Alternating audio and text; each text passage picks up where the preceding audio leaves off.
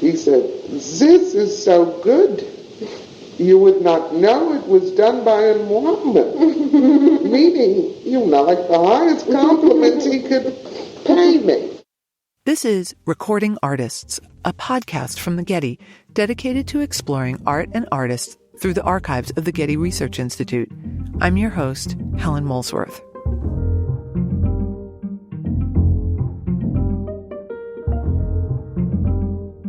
In this season, we focus on audio interviews with 6 women artists whose lives span the 20th century. These recordings were made by the New York-based art critic Cindy Nemser and art historian Barbara Rose. Most of these interviews come from the 1960s and 70s, in the midst of the civil rights movement and the feminist revolution. Hearing these artists, in their own words, talk about their work and about their experiences as women making art is a revelation. This episode focuses on Lee Krasner. Cindy Nemser's recordings were made in November 1972, Barbara Rose's around 1975. You'll also hear audio from a 1978 interview with Barbara Lee Diamondstein Spielvogel that was recorded in front of an audience. Krasner was in her 60s. I've invited painters Amy Sillman and Lari Pittman to join me. I chose Amy and Lari because they are the 2 artists that have taught me the most about how to look at and think about abstract painting, and because they are both stand-up feminists who I knew would have compelling things to say about Krasner and her remarkable work. Lena Krasner was born in 1908 in Brooklyn to Russian Jewish immigrant parents. As a teenager, she liked to be called Lenore. By the time she enrolled in Hans Hofmann's art class in Greenwich Village at the age of 29, she went by Lee. After a lifetime dedicated to painting and printmaking, she died in 1984, 6 months before her traveling retrospective landed at the Museum of Modern Art in New York. She is considered a first-generation abstract expressionist. Her paintings can be found in major museums, although often they are not on view. Her 2019 retrospective exhibition at the Barbican Gallery in London may change that. She is one of only a handful of women artists to emerge in the New York art scene of the 1940s and 50s. Her position in this small group is vexed because she was also married to the most famous, influential, and iconic American artist, Jackson Pollock. Over the course of her life, Krasner had 3 distinct and overlapping identities. She was Lee Krasner, woman abstract expressionist. She was Mrs. Jackson Pollock, wife of America's most famous painter. And ultimately, she was Lee Krasner, painter, and Jackson Pollock's widow, the heir and gatekeeper to the most charged artistic career of the post-war period. None of these positions was uncomplicated, and Krasner, a woman of shrewd intelligence who suffered no fools, never made out like it was easy. Nevertheless, as difficult as her position was, she was quick not to let anyone overstate sexism as its root cause. Here she is telling critic Cindy Nemser what it was like to be a woman employed by the WPA, the Works Progress Administration, a federal program designed to give artists jobs during the Great Depression. It was remarked you were one of the few women on the WPA. Is that so? No, I can remember a few women. Well, naturally, at this point, women proportionately are few in any given art situation. But I certainly am not the only woman on WPA, not by a long shot. I know Alice Neal told me she was on that program. That's right. I'm sure that if I, started to dig up, I'd dig up quite a few names of women. Did they treat you like a colleague, the men artists? Yeah, I was not aware that, I had a special, that I was being held back, especially because I was a woman. I was geared to having artists around me, a few women. Well, you accepted that. So far, so good. She notes that there were a few women, even though she's in the minority, she still possesses a distinct sense of her equality. And there were opportunities. In January of 1942, as America was getting ready for full-blown war, a maverick artist named John Graham opened an exhibition called French and American Painting. Held in a design firm in Midtown Manhattan, the purpose of the show was to introduce European avant-garde painters, such as Matisse, Braque, and Picasso, to an emerging group of American artists. All of the artists were experimenting with the radical effects of Cubism on contemporary painting. Graham's show identified the young American painters poised at the footsteps of stardom: Willem de Kooning, Jackson Pollock, and the exhibition's only woman artist, Lee Krasner. Here's Krasner telling Cindy Nemser how she happened to be included in this legendary show. I am walking towards my place on 9th Street, and Caldas stops to greet me, and he introduces me to John Graham. And John Graham says to me, you are a painter. And I say, yes, how do you know? And he points to my feet, which were stockingless at the time. I have a big black paint on my feet. So he said, I'd like to see your work sometime. And I said, certainly. I say, why don't you come up now? I'm in front of my studio on 9th Street then. And his response is very positive. He says something like, this is interesting. This is very interesting, especially a woman doing this kind of work. By now I'm used to that, and it just brushes right off. There's a passage of time, I can't remember how long, and I receive a postcard from John Graham asking if he can come up with somebody to select paintings for an exhibition he's doing of French and American painting. And some of the painters in this show are Matisse, Braque. Well, you can imagine the effect. I quickly answered, yes, please come. And he was showing a few Americans, but 3 totally unknown ones, Willem de Kooning, someone called Jackson Pollock, and Lee Krasner. Even though Krasner has to brush off Graham's especially for a woman remark, what fascinates me about this story is that it implies when Krasner and Pollock first met, they did so as equals.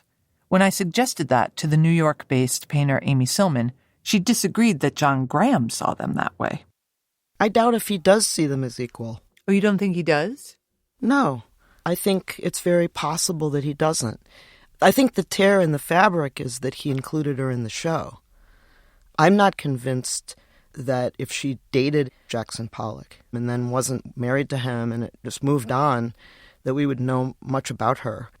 And she says in the interview consistently that it was very difficult, and it was her toughness that got her to that position, and her talent, and her insistence on herself that got her into the position where she would be taken seriously enough to be in that show. What Sillman is describing is one of the most nuanced and difficult aspects of being a woman artist.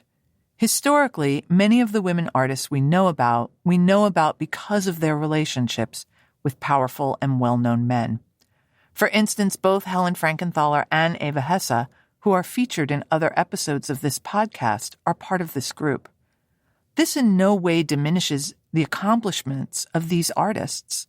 Women artists who were connected to powerful men tended to be excellent artists. The difficulty emerges when, as an artist, one is equal to other artists, but when, as a woman, one is not considered equal to men. For Krasner, these difficulties were compounded by the fact that she was also Mrs. Jackson Pollock.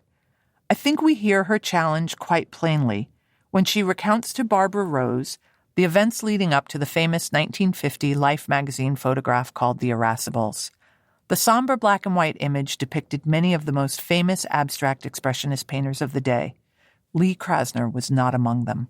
You were very much in the painter's milieu, a member of the abstract artists, working on the WPA, always, among them in their discussions, really a member of the first generation of the New York school, yet never acknowledged as such, although your paintings were in every way as advanced as you were showing with them at Betty Parsons, and you were involved in all their activities.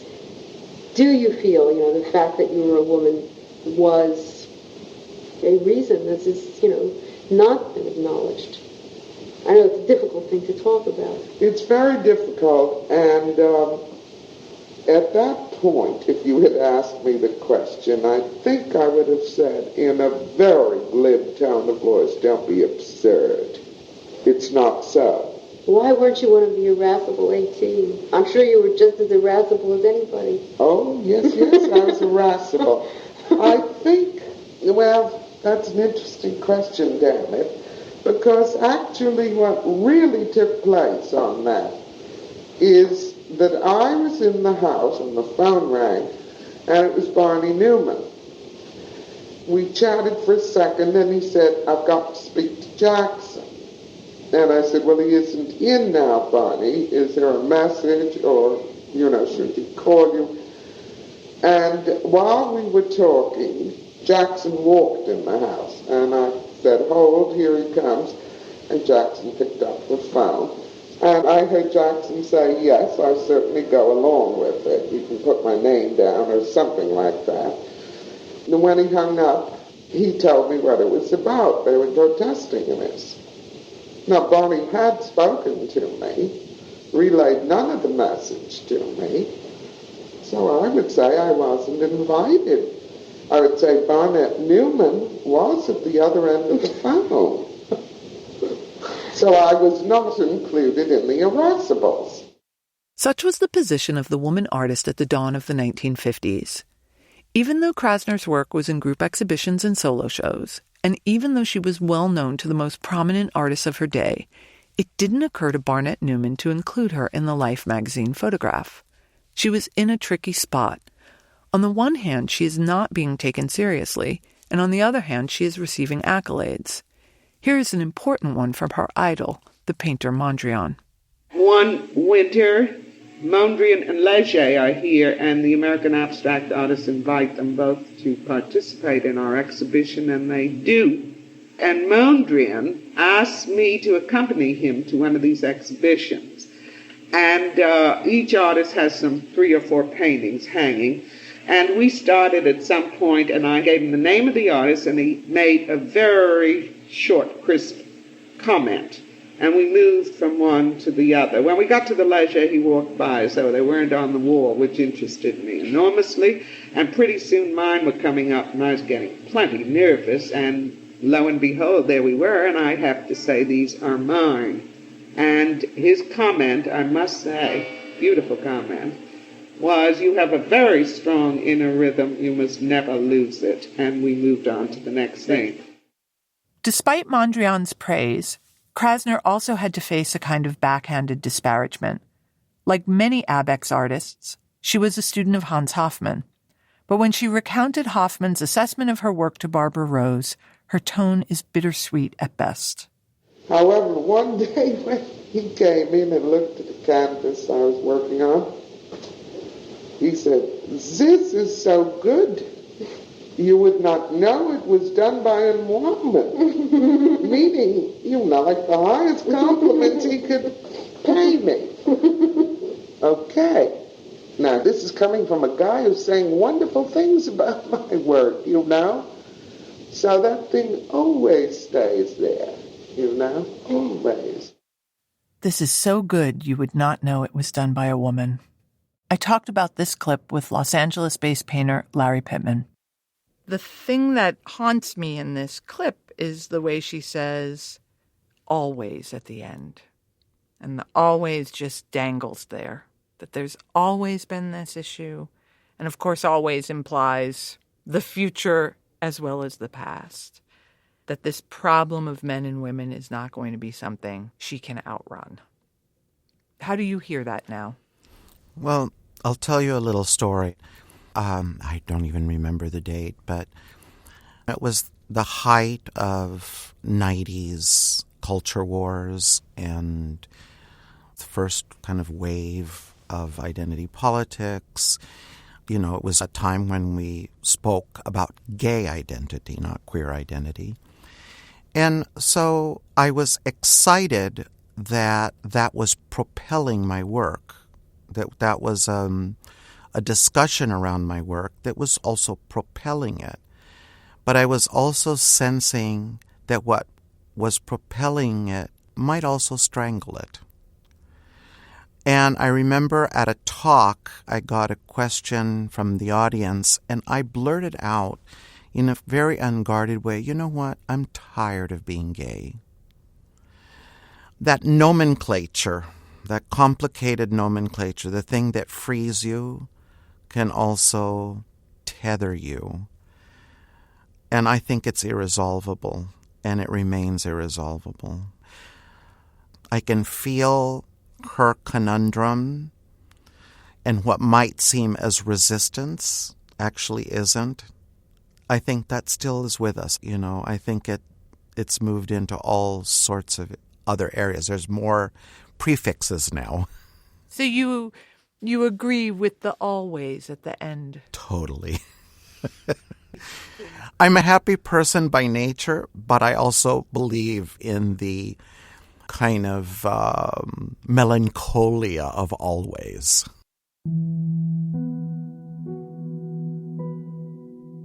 If Pittman believes in the melancholy of always, it's possible that Krasner believes in the logic of always. Always is the logic of art, because always is about timelessness, and people who believe in art believe in its timelessness. Krasner was a true believer, and she believed in the timelessness of Pollock. Here she is describing how she sees Pollock's role in the development of her own work. I think of my art training in the following way. The academy first. The break with the academy is when I hit the Hoffman School, which is Cubism, the real break. Right. And the next real break follows when I see Pollock's work. Once more, another big transition occurs. Yeah. And that's the simplest way I can project this. The story Krasner is telling about her own training is also the dominant story of art history, in which academic painting is permanently altered by Cubism, and then Cubism is broken by Pollock. But I've digressed, and we've started to talk about Pollock, which is often what happens when we talk about Krasner. By 1941, they shared a railroad apartment in the village that had studio space for each of them at either end, with a shared kitchen and bedroom in the middle. This meant Krasner was living and working in intimate proximity to an artist she felt was changing the very history of painting. She described the intense difficulty of this period for her to Cindy Nemser. You were telling me somewhat the other day about what it was like at that time, sharing the studio. You said you were kind of working very quietly and into some kind of building up of paint. Well, what was happening to my work at the time was, since I was dissatisfied and was trying to break with what I had been doing up to that point, and I had no grasp as yet of what I was moving into, I went into my own blackout period, which lasted 2-3 years, where the canvases would simply build up till they got like stone, and it was just always a gray mess. The image wouldn't emerge, but I worked pretty regularly on that. You were fighting to find that image. I was fighting to find I knew not what, but could no longer stay with what I had had. This sounds like it must have been excruciating. I asked painter Amy Sillman to help me understand what this must have been like for Krasner. I can only imagine the difficulty of having your roommate / partner / lover / Jackson Pollock, be that guy. I'm sure that made it much harder to have this mega psyche right next door. I just feel like that psychic landscape of trying to produce new knowledge, new subjectivity, new insight, new form. That's the mandate of that kind of a painter. And that is such a burden. Can I ask you a sort of what I think might be a pedestrian question? Mm-hmm. Is part of this going to gray on the canvas and an image not emerging or coming through, is that because the abstract painter enters her studio not knowing what the picture is going to look like already?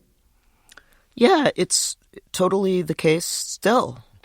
It's abstract. It's away from everything, so there's no plan.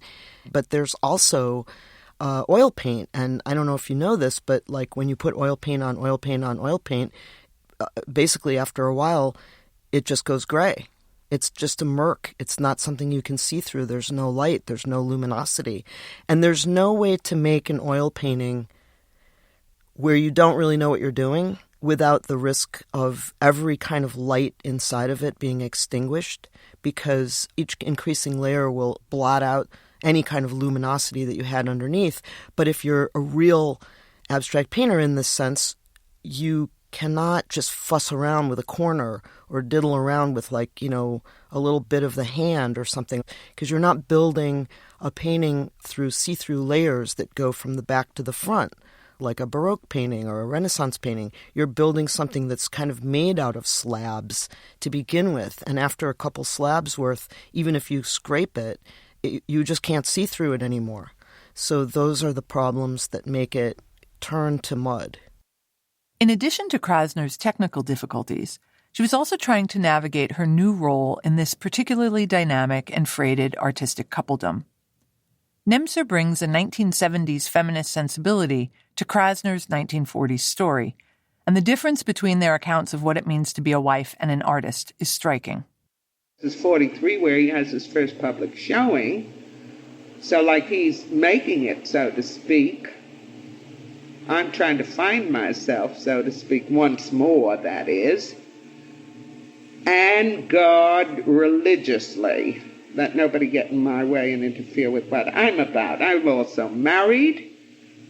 That means sharing my life with someone as against living alone, independently. So much is taking place. Yes, it would seem to me, though, I mean, to deal with the women's issue, that it would be very hard for you in that position to have been married to a painter who was getting so much attention, so much development, and sort of have to be in the kind of people seeing you as the wife or in the background, and here you are striving to retain your own identity, and so torn between wanting him to succeed and to wish him well, and someone on the other hand trying to reach out for yourself. I think that's a very natural problem in Absolutely. which many people would, just go under. But if you remember, my whole background is one where I don't have encouragement right from the beginning, so this is another tough nut to crack.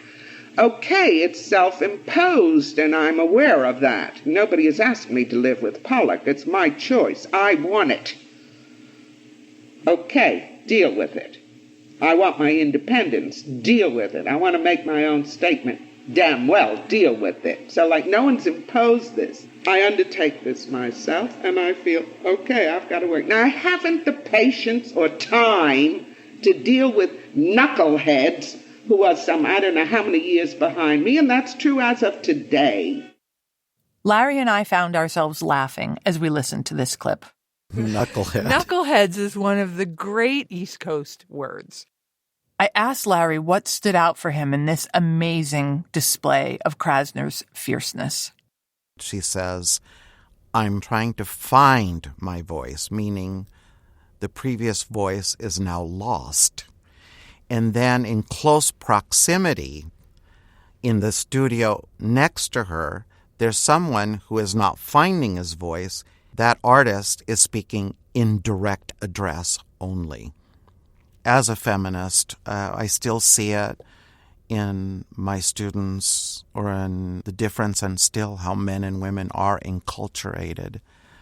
And that sometimes gender breakdown is still heartbreaking to see, I don't think men are taught even to articulate that. I'm trying to find my voice. They're operating from the certainty of having a voice. It's just, how do we clarify it? The question remains, what exactly did the encounter with Pollock's work mean for Krasner? What voice was she able to find? What happened to her as a result of what she calls this real break?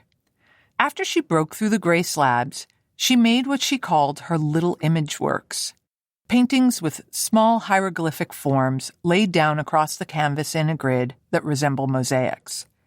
The little image works show the influence of Pollock, which Amy Sillman describes succinctly. I understand Pollock's true significance as being sort of the first non-compositional painter, in a way. Another way art historians describe what Sillman terms non-compositional painting is to call it all-over composition. Krasner's little image works are a prime example of this. An all-over composition is a picture in which the action is not confined to the center. The artist uses the corners and edges of the canvas in equal measure to the middle. This helps to create an image that reads as a field rather than one with a center and a periphery. After the little image paintings, Krasner took this pictorial innovation and ran with it. Her paintings were filled with rhythmically placed large circles, biomorphic shapes, and fat crescents. The shapes have gestural outlines and evoke natural forms such as eyes, leaves, petals, and seed pods, and they tend to sway and move across the canvas as if they were writing or dancing. It wasn't only Krasner's pictures that danced. In front of a public audience, she tells Barbara Lee Diamonstein-Spielvogel about her adventures with Mondrian on the dance floor. I'm a fairly good dancer. That is to say, I can follow easily. But the complexity of Mondrian's rhythm was not simple in any sense. It wasn't easy for me to do it. And the other dancing partner was Jackson Pollock, my husband, who was ghastly and stepped all over me. So those are my two dancing partners in the art world. I love that anecdote. But back to the painting. After she adopts all-over composition to make her little image paintings, her next breakthrough was her use of collage. She describes the first time she arrived at this technique to Barbara Lee Diamonstein-Spielvogel. So it started in 1953. I had the studio hung solidly with drawings. Floor to ceiling, all around. Walked in one day, hated it all, took it down, tore everything and threw it on the floor. And when I went back, which was a couple of weeks later before I dared open that door again, it was seemingly a very destructive act. I don't know why I did it, except I certainly did it. The floor was solidly covered with these torn drawings that I had left, and they began to interest me, and I started collaging. They started with drawings, and then I took my canvases and cut, and began doing the same thing. I asked both Lari and Amy what they heard in this tale of frustration and destruction. Lari Pittman. I think that she was working in what we might see a more contemporary way. Collage isn't a noun or an object of arrival in and of itself, but is just simply a way to get to somewhere else. The matrix is painting, and it's also her matrix.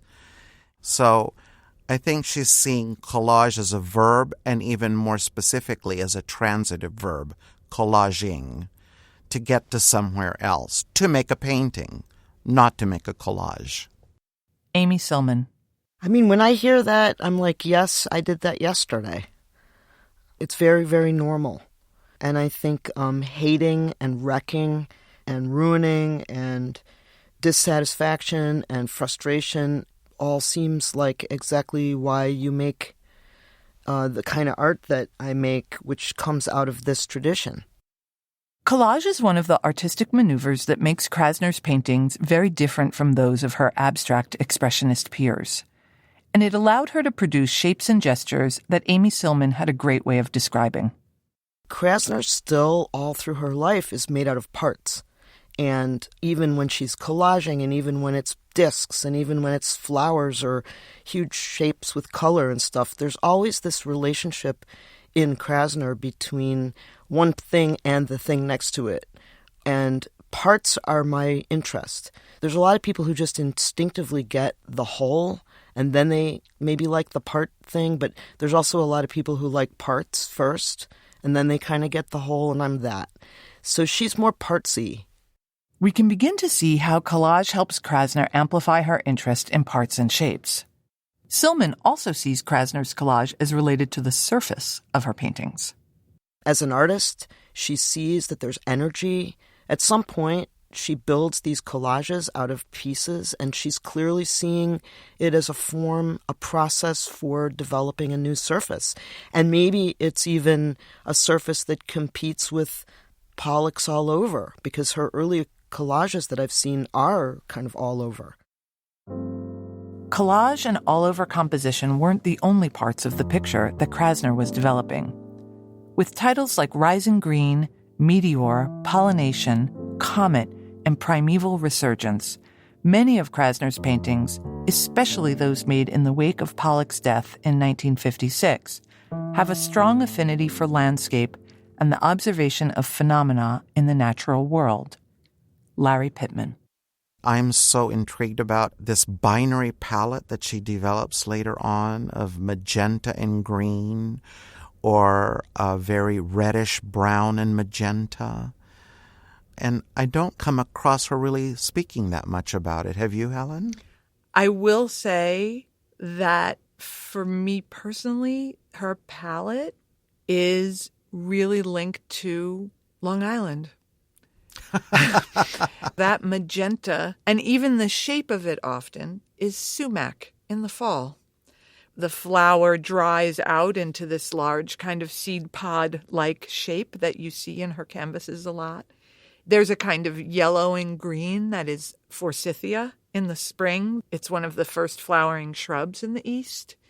When I'm in front of Krasner, I am very aware that she is painting a landscape that I associate with my childhood. You know, I grew up in Queens, but the end of one tip of Long Island, and those pictures feel like home. One of the things in hearing you talk about it, that it is both comes out of observational painting, but then you connected it with the temporality of the seasons, and also you added the inflection of a certain wistfulness. Yes. Fall on the East Coast is wistful, as is spring. These are melancholic periods of change. They're liminal, and things happen that are very precise, and they're fleeting, and you have to pay attention, otherwise you'll miss them. That wistfulness starts getting close to memento mori to me. And I've always sensed that in her work. If you grow up as an artist in Southern California, which we're not aware of the seasons, and then the attendant wistfulness of the seasons, dying, living, rebirth. If you come of age as a painter in Southern California, we don't conflate our sense of color in quite the same way. So I really see that very strongly in her work. Amy Sillman also commented on Krasner's unique palette. I always feel like her later work is the most profound and incredible because of the move that she makes. I think it's after the collages and into the mid-50s when she starts working with this really high-keyed color. It's kind of both free of and built out of the shape of forms and the shape of marks, and it's in pink and yellow and those wild crimsons and violets and greens. It's an incredible colorist. I think it's fair to say that Krasner's most important teacher was Hans Hofmann. For Hofmann, the task of the abstract artist was to transform the natural world into abstract shapes and colors. Pollock denied this by saying he wasn't abstracting from nature because, as he notoriously declared, I am nature. Krasner's relationship to nature is more circumspect, but allusions to its forms and colors can be found everywhere. Given this, I see her collaging of her own work as a cycle of destruction and rebirth as crucial for her painting as it is for nature. But once again, I've compared Krasner to Pollock. This trap seems to be unavoidable, and Krasner was well aware of the conundrum. Anytime my name comes up as an artist, it's always in relation to Jackson Pollock. Who the hell else is ever related to Jackson Pollock except those that are riding his back and trying to take a little off that way? Is Rothko compared to Pollock? Is Newman compared to Pollock? Is Still compared to... Is de Kooning compared to Pollock? Lee Krasner is always compared to Pollock. 16 years into her being Pollock's widow, and Krasner is clearly fed up. She had entered yet another phase of her difficult artistic journey. She had become, as art historian Anne Wagner once called her, the best living source of information about Pollock. When I look through the Getty's archival holdings of Irving Sandler, the American art historian who coined the phrase New York School to describe the abstract expressionist painters, I encountered his typewritten notes of 13 questions to ask Krasner about Pollock. Not one of them addresses the possible role she might have played in his artistic life. This must have stung.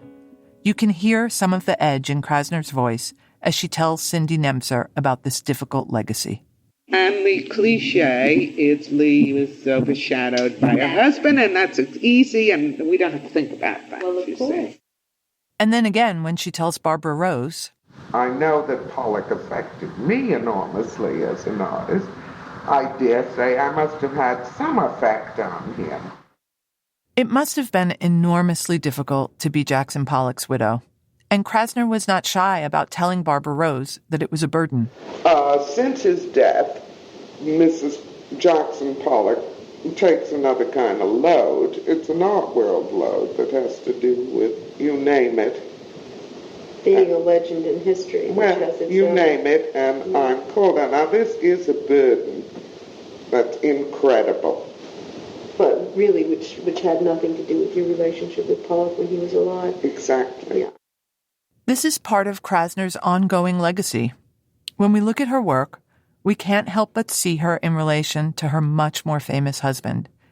And no matter how excellent we understand her work to be, we can't deny that the role of widow has long overshadowed her identity as an artist. Lari Pittman. I don't think that Lee Krasner has gotten her due, and it's heartbreaking to hear me say that.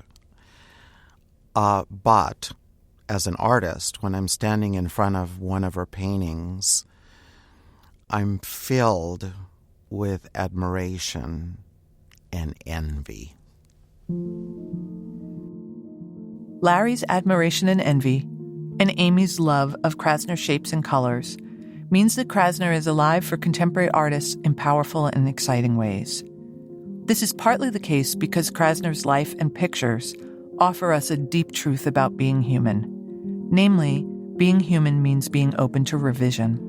She changed her name, she sought out different art teachers, she continually shifted her approach to painting. She cut up her own work only to reuse it, and she deftly navigated the shifting roles of artist, wife, and widow. I've often been tempted to ask if there is something about being a woman that informs her sense of revision. In her work, do we see the nascent seeds of a feminist approach to identity, a feminist approach to art? I'm not at all sure that there is any way to answer these questions definitively. I want to let Krasner have the last word. In the end, her belief in art for art's sake propelled her into the studio to make ravishing canvases that we are still coming to terms with today. And even though she lived through a lifetime of discrimination based on her gender, she refused to capitulate to any definition of art that would have the adjective woman attached to it.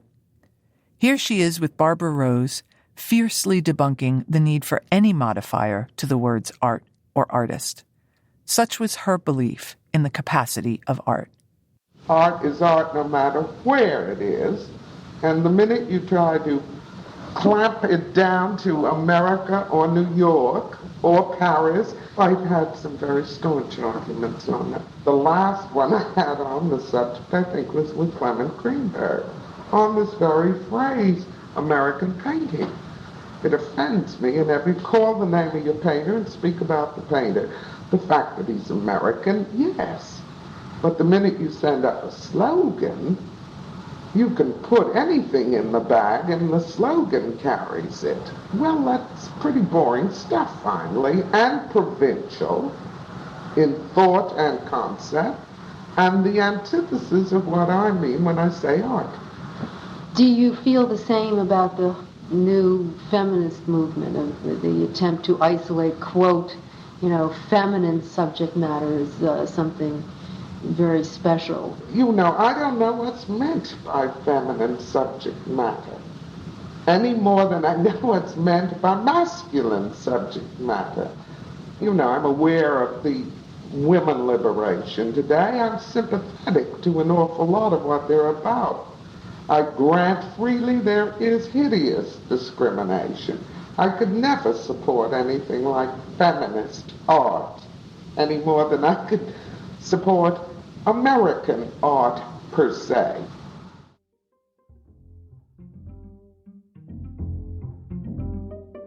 For episode transcripts, images, and additional resources, visit our website at getty.edu/recordingartists. This season was produced by Zoe Goldman with audio production by Gideon Brower. Our theme music comes from Bryn Bliska. Mixing and additional music and sound design by Mike Dodge Weisskopf. Audio from the 1978 television interview with Lee Krasner comes from the television series Inside New York's Art World, courtesy of Dr. Barbara Lee Diamondstein Spielvogel, interviewer and producer. The audio was provided by the Barbara Lee Diamondstein Spielvogel Collection at the David M. Rubenstein Rare Book and Manuscript Library, Duke University. Special thanks to the Pollock Krasner Foundation.